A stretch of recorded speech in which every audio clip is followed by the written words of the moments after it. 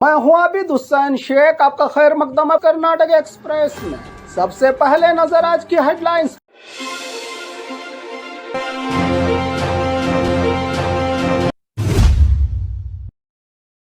CM DK Shivkumar का कल्याण कर्नाटक का दौरा। बसवा कल्याण में 742 करोड़ का अनुभव मंडप प्रोजेक्ट तेज रफ्तार से जारी। सीएम डीके शिवकुमार ने लिया काम का जायजा।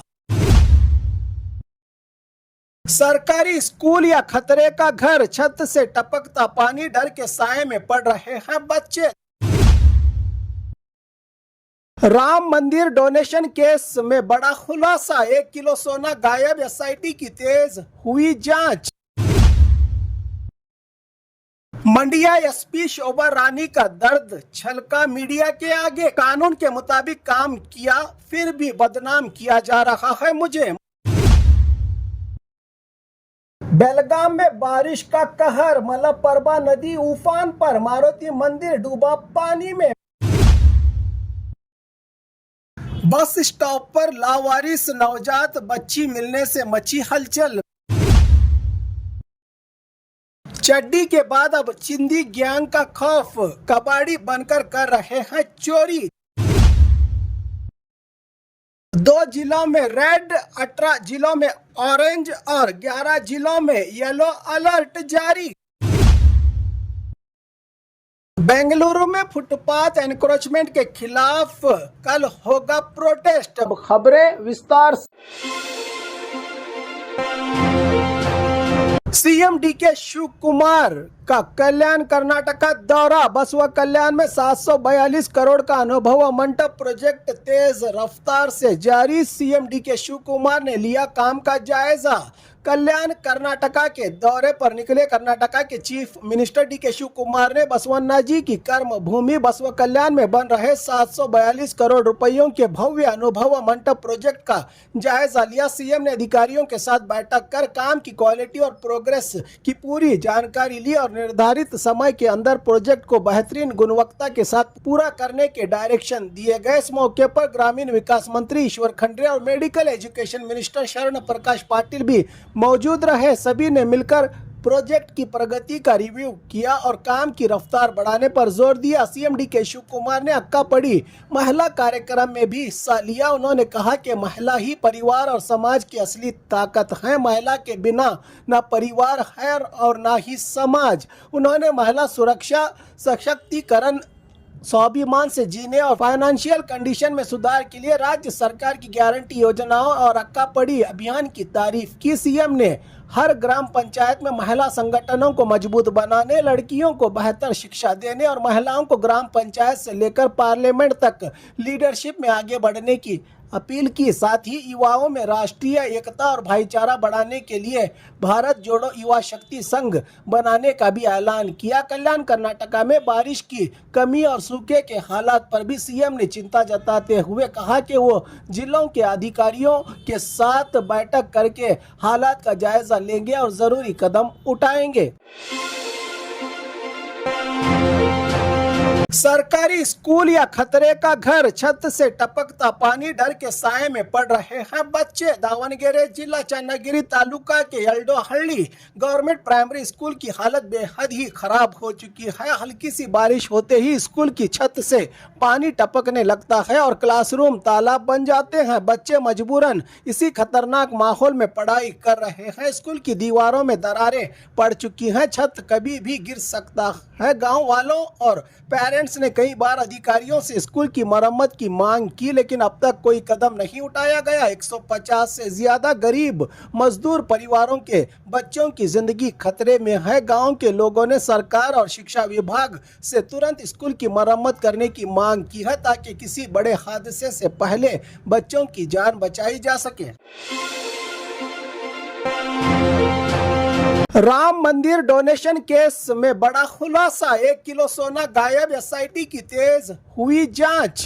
राम मंदिर डोनेशन और सोने की चोरी के मामले में एसआईटी की जांच तेज हो गई है। जांच में आरोप है कि भक्तों द्वारा दिए गए 26 किलो सोने में से सिर्फ 25 किलो रिकॉर्ड किया गया है, जबकि 1 किलो सोना गायब बताया जा रहा है। आरोप है कि चोरी का सोना कर्नाटका भेजकर बिस्किट के रूप में पिघलाया जाता था। राम मंदिर ट्रस्ट के मुताबिक मंदिर के लिए 3,264 करोड़ डोनेशन मिला, जिसमें से 2,370 करोड़ मंदिर निर्माण पर और 291 करोड़ प्रबंधन पर खर्च किए गए। बाकी राशि बैंक में सुरक्षित मौजूद है। एसआईटी ने कई डिजिटल सबूत इकट्ठा किए हैं और कई आरोपियों को गिरफ्तार किया है। ट्रस्ट ने भी स्पष्ट किया है कि सभी कीमती गहने और दान किए गए तमाम सामान सुरक्षित हैं और अफवाहों पर विश्वास न करने की अपील की गई है।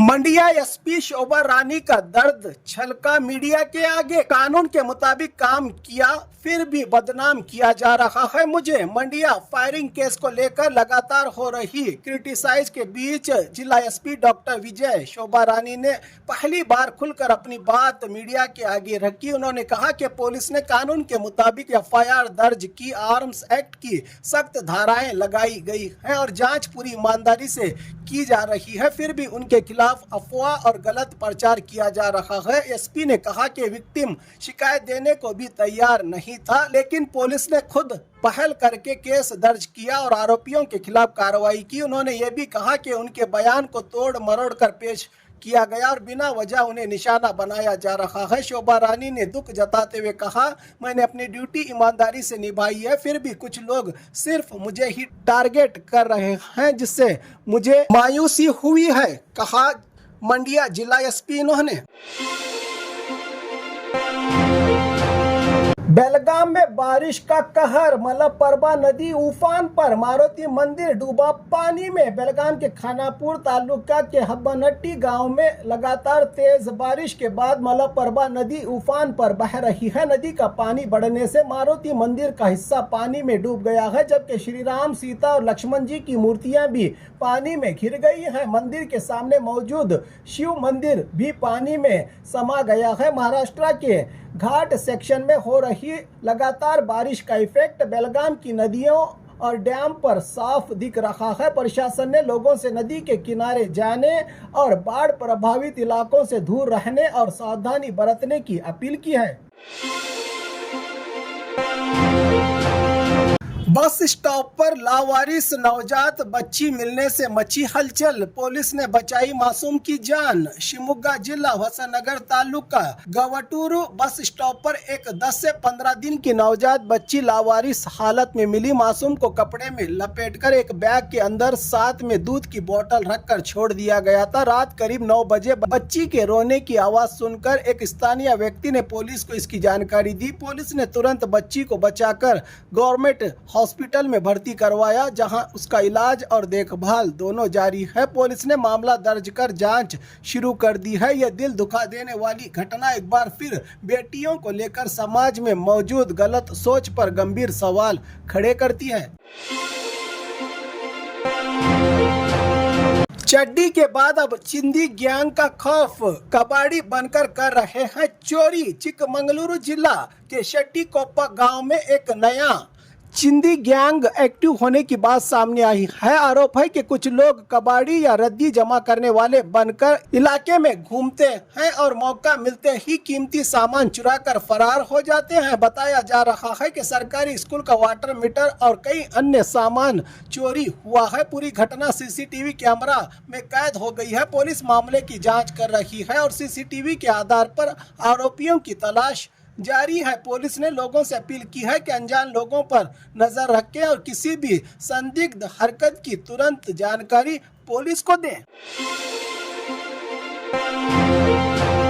2 जिलों में रेड, 18 जिलों में ऑरेंज और 11 जिलों में येलो अलर्ट जारी। कर्नाटका में मौसम का जोर लगातार बढ़ रहा है। उत्तर कन्नड़ा और उडुपी के लिए रेड अलर्ट, जबकि दक्षिण कन्नड़ा, शिवमोगा, चिकमंगलुरु, कोडगु, हासन, बेलगाम, धारवाड़, बेंगलुरु, बीजापुर, गुलबर्गा समेत 18 जिलों में ऑरेंज अलर्ट जारी किया गया है मौसम विभाग की ओर से। इसके अलावा 11 जिलों के लिए येलो अलर्ट भी घोषित हुआ है। मौसम विभाग के मुताबिक कई इलाकों में 30 से 40 40 किलोमीटर प्रति घंटा की रफ्तार से तेज हवाओं के साथ भारी बारिश होने की संभावना है। बेंगलुरु में भी आज और कल ऑरेंज अलर्ट लागू रहेगा।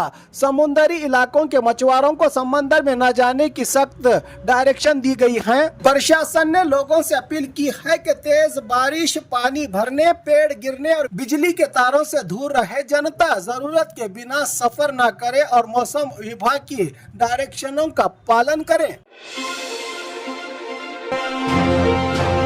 बेंगलुरु में फुटपाथ एनक्रोचमेंट के खिलाफ कल होगा प्रोटेस्ट। बेंगलुरु में फुटपाथ एनक्रोचमेंट के खिलाफ कार्रवाई, सड़क किनारे व्यापारियों का विरोध। बेंगलुरु में फुटपाथ कब्जा हटाने की कार्रवाई तेज हो गई है। पैदल चलने वालों की सुविधा और सड़क सुरक्षा के लिए प्रशासन द्वारा कई इलाकों में एनक्रोचमेंट हटाया जा रहा है। इस कार्रवाई के खिलाफ सड़क किनारे व्यापारियों ने विरोध का ऐलान किया है। व्यापारी संगठनों ने कल बेंगलुरु में व्यापार बंद रखकर प्रोटेस्ट करने की अपील की है। बनशंकरी के सरक्की इलाके में संगठन के पदाधिकारियों ने व्यापारियों को पॉम्फलेट बांटकर प्रोटेस्ट में शामिल होने की अपील की। व्यापारियों का कहना है कि कार्रवाई से उनकी रोजगार पर असर पड़ रहा है। उनकी डिमांड है कि व्यापार के लिए उन्हें परमानेंट जगह दी जानी चाहिए। ऐसे कई डिमांडों को लेकर कल प्रोटेस्ट पर उतरने वाले हैं व्यापारी। वहीं प्रशासन का कहना है कि फुटपाथ आम लोगों के चलने के लिए होती है। कब्जों के कारण होने वाली परेशानियों को दूर करना